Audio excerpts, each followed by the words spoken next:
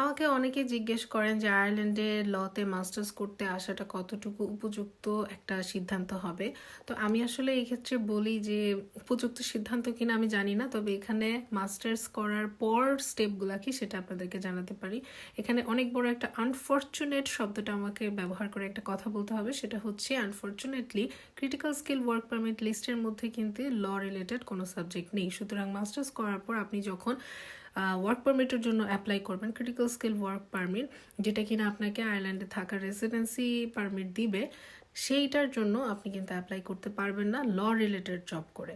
So লতে আপনি যদি আয়ারল্যান্ডে মাস্টার্স করতে আসেন, সেই ক্ষেত্রে তারপরে আপনাকে অর জব করতে হবে অথবা অন্য কোথাও জব করে আপনাকে ওয়ার্ক পারমিট ম্যানেজ করতে হবে, যেটা compare to other master subject করার তুলনায় অনেক বেশি কঠিন। সেই জন্য আমি আসলে অনেক সময় সাজেস্ট করি যে পিএইচডি করতে আসলে বেশি ভালো, আদারওয়াইজ মাস্টার্সে আসলে একটু টাফ লতে।